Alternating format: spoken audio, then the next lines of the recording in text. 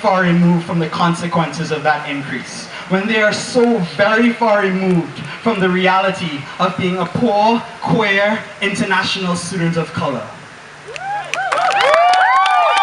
I am already facing a number of barriers to my education. I cannot fathom how much more difficult it would be for me if I had to start in my first year paying 10% more for tuition and 20% more for housing. Could you? No! I'm not usually one for absolutes, but I know at least for me it would have been impossible. Fair education and affordable housing is a right, not a privilege, but the university is slowly changing that for us. Every $100 that it pegs onto tuition means 100 less poor students attending UBC. Every hike in housing costs means more students of color moving 3 hours away from campus. And for what? To increase the value of our degree? Let me break that logic down real quick for you. The value of a UBC degree is only relative to the value of degrees of other universities. The value of a UBC degree is only relative to the status of not having a UBC degree or not having a university degree.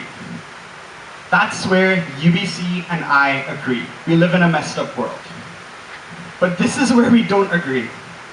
And the path to that value is through increasing fees. It is the poorest students that suffer.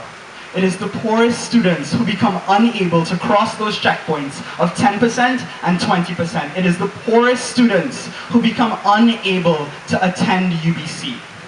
And sure, some of us will be able to get by being forced into sex work or being forced back into families who might be abusive or relationships that might be abusive. Back to a life of harm and horror that I promise you, the university administration have either never experienced or have the luxury of forgetting about.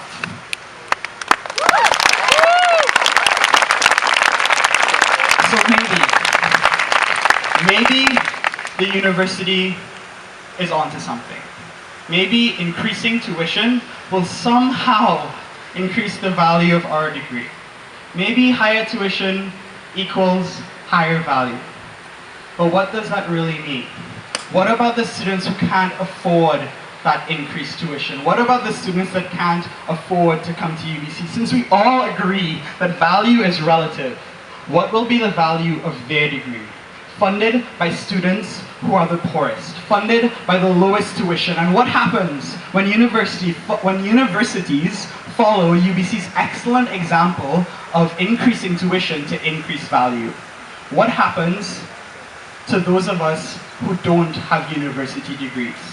And that isn't a rhetorical question, and you don't have to look far. Ask yourselves, how are you valued in this society? How is University of British Columbia treating you right now? Not very well. And I know my time is short, and I know there are other people to speak, so I'm just gonna leave you with a quick joke that I shared with my friends the other day. We were talking about how UBC always congratulates us on overcoming all these barriers to our education, yet they find no qualms in constructing these barriers for themselves. And I shared that it's starting to feel like we're in the Hunger Games, and students, we're just the Capital's Prize victors. And sure, we laughed, but none of us denied the truth in that comparison.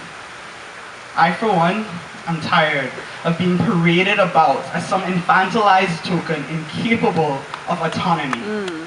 We are told that we are leaders.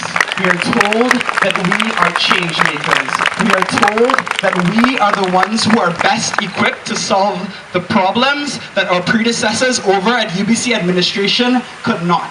It is time for the university to start treating us like that, and it is time for us to start demanding that we are. Thank you.